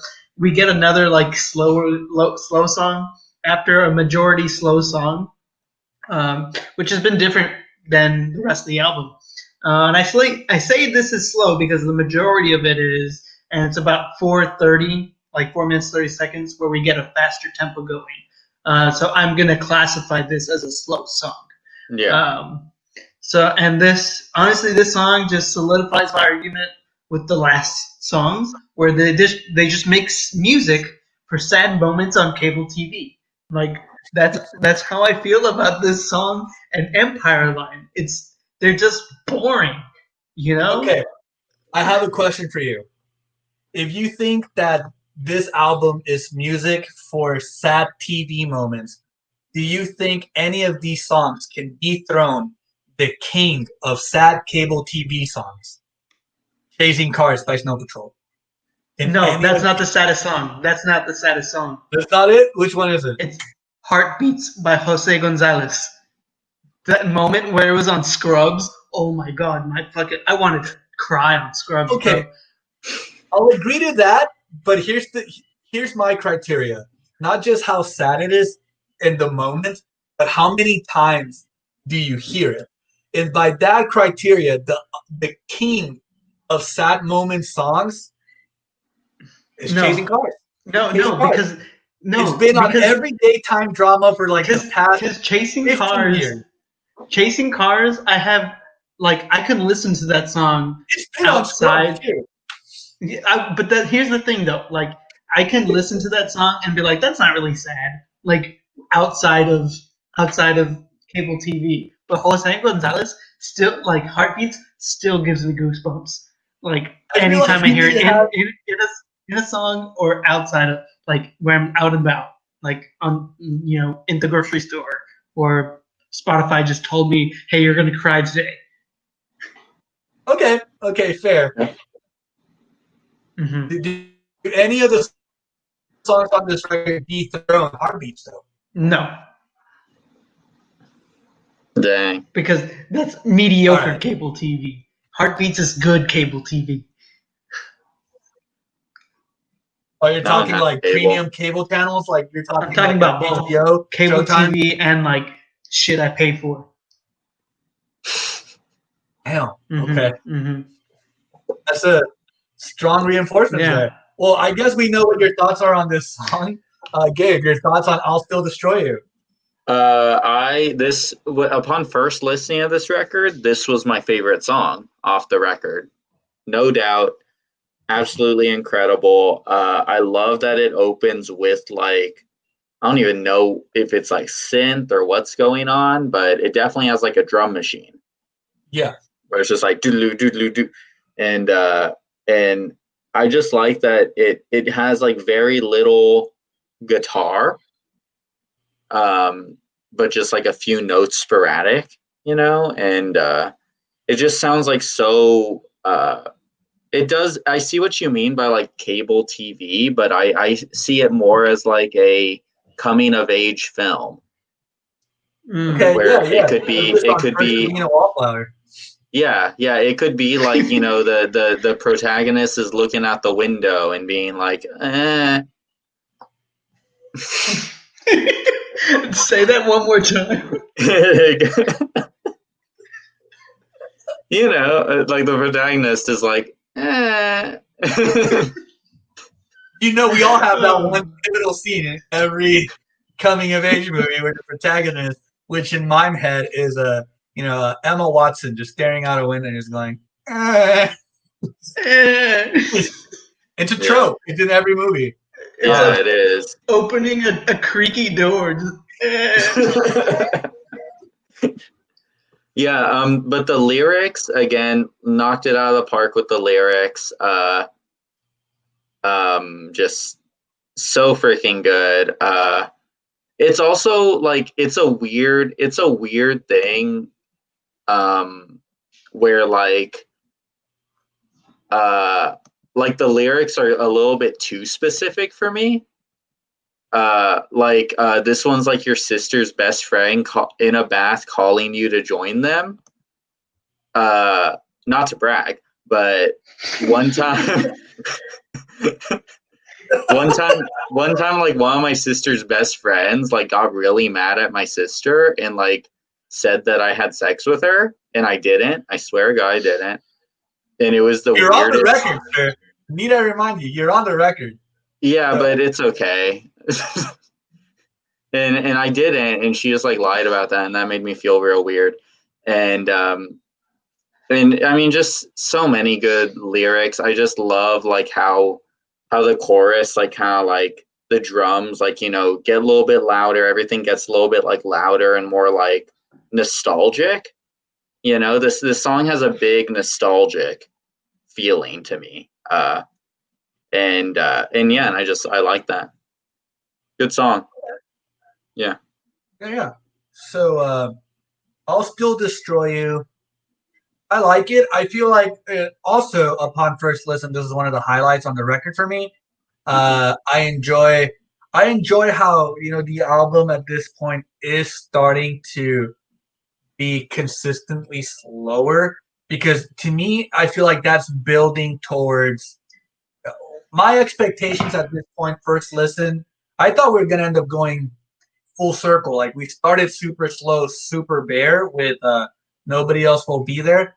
I felt like every other song on the second half of the album was like a slow march towards something like that again. So Yeah. in that context, I really, really enjoyed the song. Again, it's worth pointing out how good the lyrics are.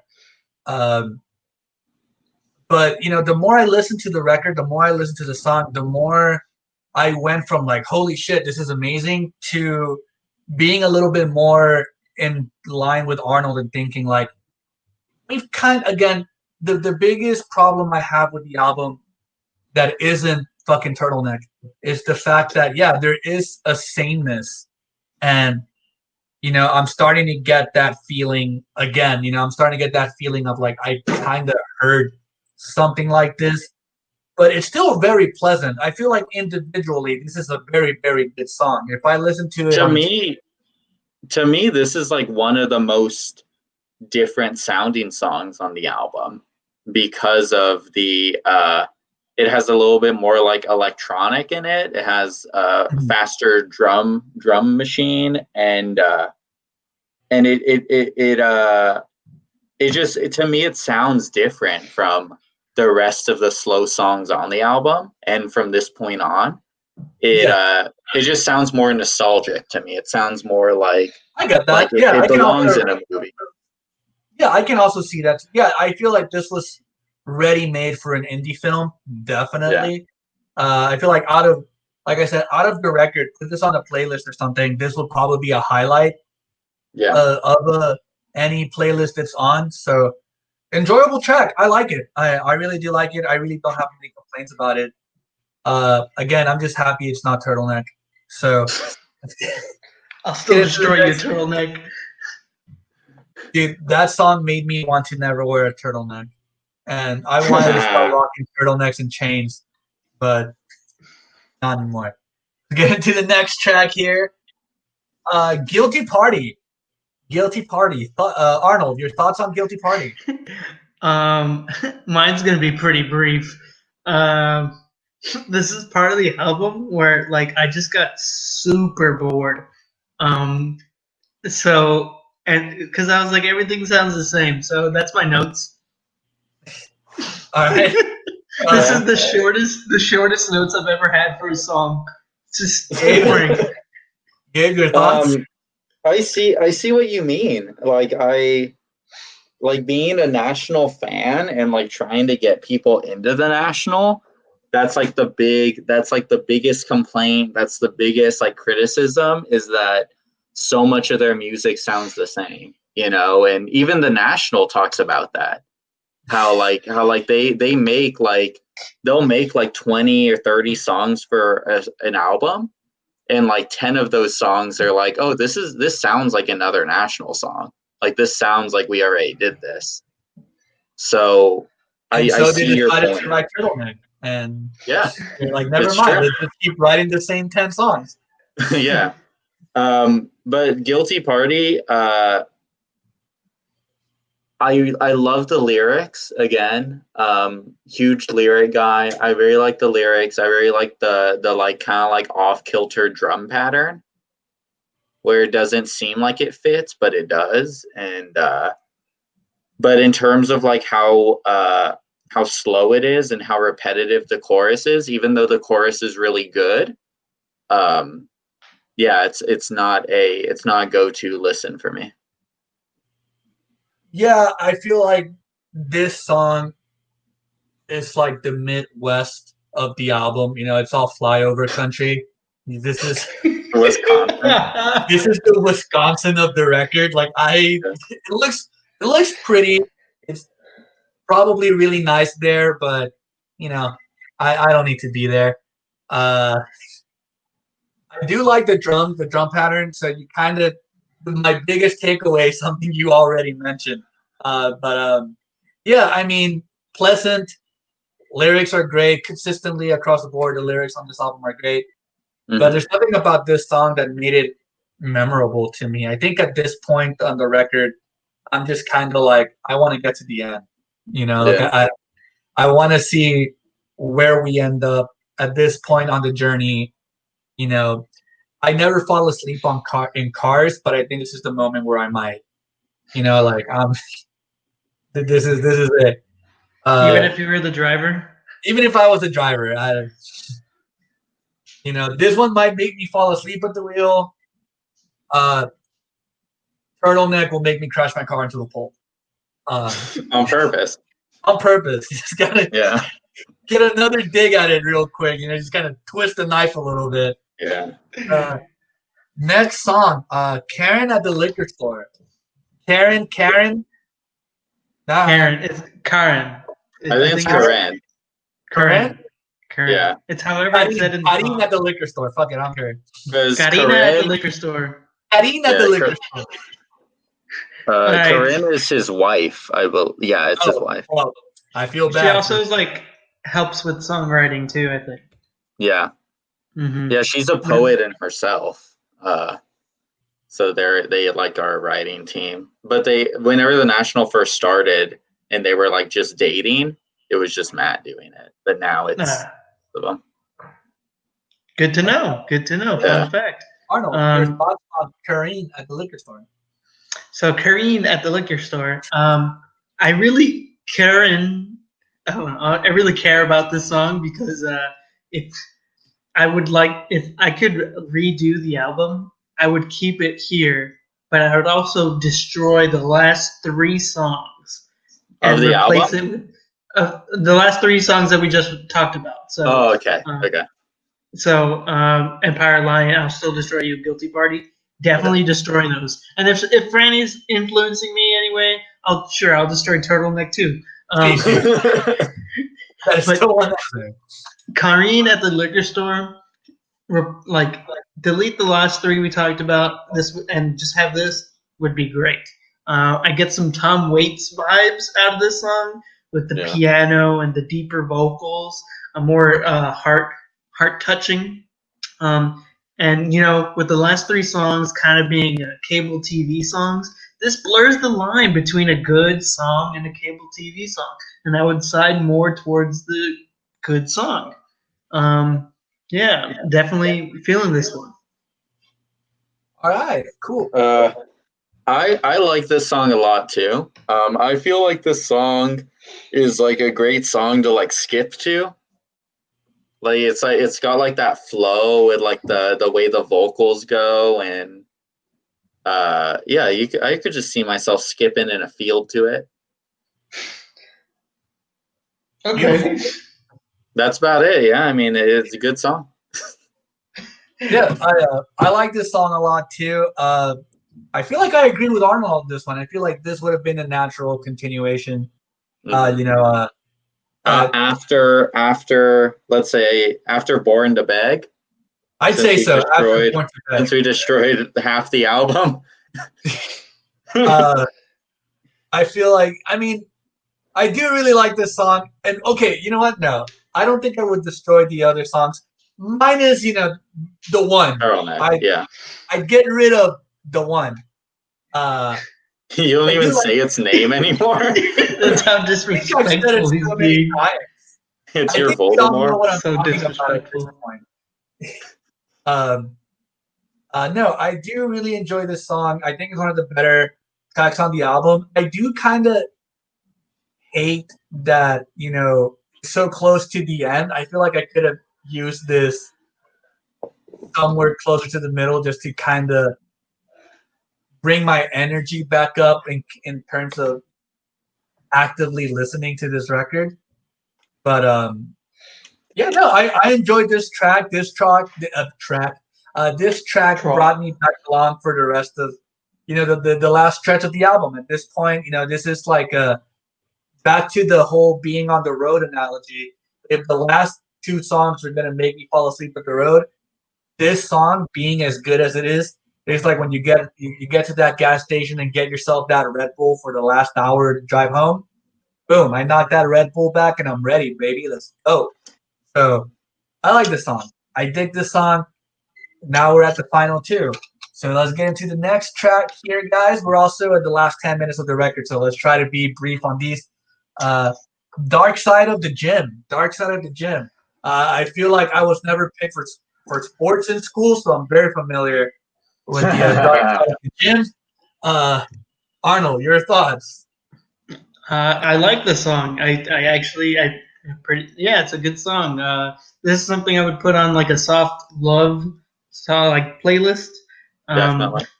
Yeah. Apparently, the National does this thing where they have to have a pure love song in every album. So I see this song as like a good slow dance to the song, slow dance to the prom, maybe a walking to her door to kiss her goodbye and goodnight vibes. So after like a night out. So I like this song. I'll keep it brief. Yeah, it definitely has I love this song too. This is one of like me and my girlfriend's like relationship songs, that we both think about whenever we listen to. It just has that like slow dance feel to it. It sounds like it's got the same like drum style as like Somewhere Tonight by Beach House, and it's very nostalgic, very, very good to just like slow dance and sway to. It's a great one.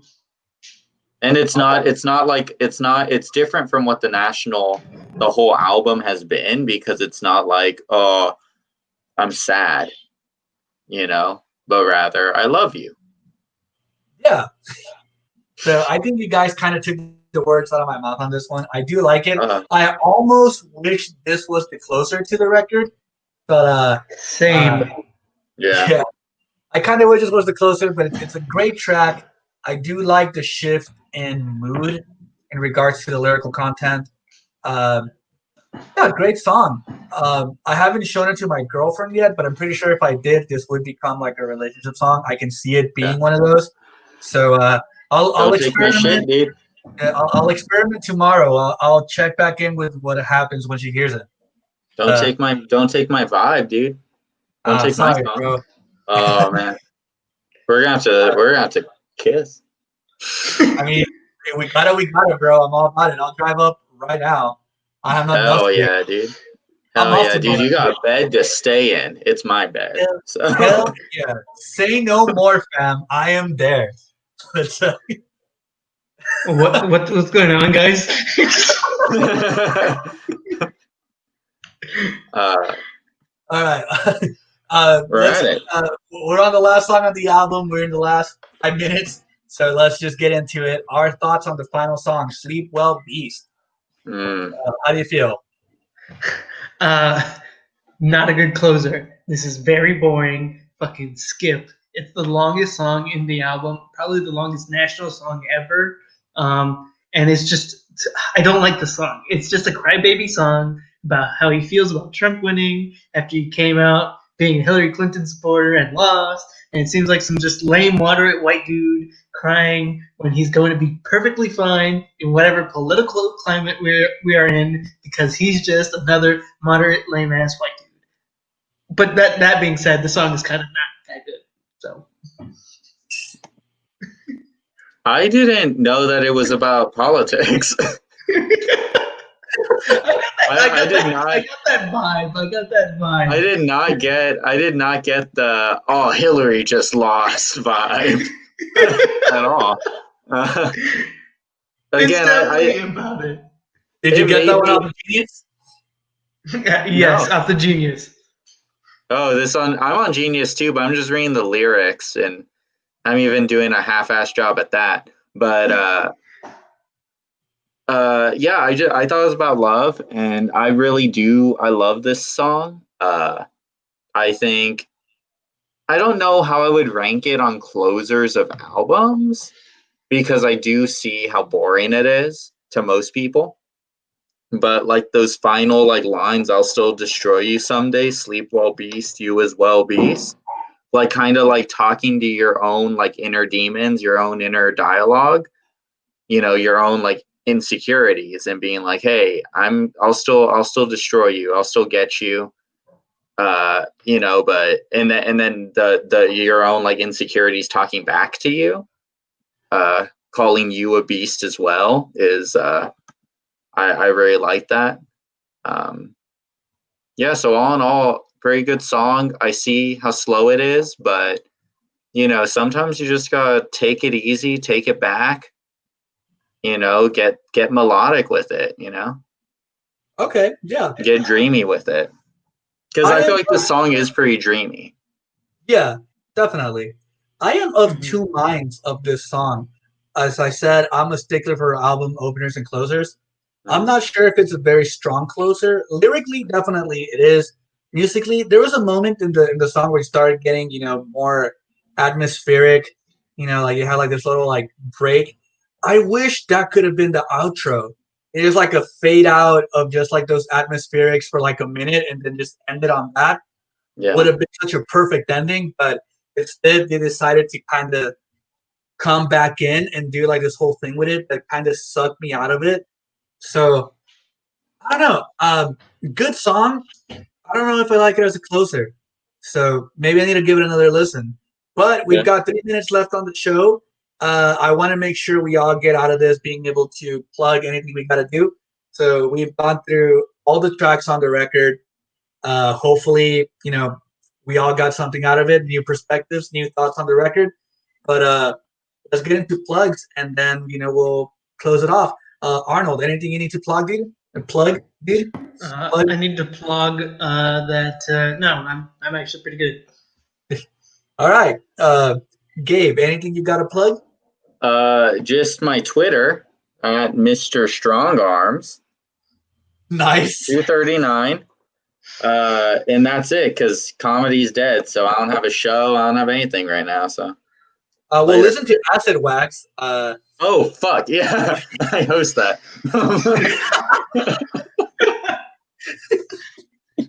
Acid Wax on KZSM. Yeah, listen to Acid Wax, KZSM.org, Wednesdays at 4 p.m. This week we are having Lacey Perry, I believe, an Austin comic. Wonderful person. Never met her, but she's going to be great, and I appreciate her coming on. Nice. Awesome. And as for me, I'm going to be plugging this very show, Hindsight 2020. We're back in full swing again. We took a hiatus like 3 weeks, but we're back. On Thursday, we are planning to have an interview with local musician Lex, aka This Is Novo Ray, who just released a single. You should check it out. It's fucking great. And then next Sunday, we are going to be reviewing Daft Punk's Random Access Memory with Patrick Vasquez. And I'm kind of twisting Gabe's arm to be on again so he can be on that episode. And I know we can't do live comedy, but I'm just going to tease it real quick. I am working on a pseudo stand-up adjacent project. So be on the lookout for that. If you've ever seen me do comedy and you thought I was remotely funny, you might be interested in it. But yeah, thank you guys for sticking around and watching. Hope you guys liked what we thought about the National. Real quick round. Let's give it ratings. Arnold, what do you rate this album out of any scale? 1 to 10, 1 to 100. How many smiley faces? However you want to do it. 50 out of 100. 50 out of 100. Oh, that's half good. Yeah. I'm good. Gabe, what's your rating? Probably I do a strong 8.8 out of 10. 8.8 out of 10. That sounds pretty good. I give it a 3.5 turtlenecks out of 5. Reason I'm not bumping it up to 4 is because the album sound was kind of monotonous at some point, and I fucking hated Turtleneck. Turtleneck took that 5 off the rest of the album. But yeah, those are yeah. Thanks for watching. Stay safe out there, and we love you. We're taking off. Thank you guys. Bye.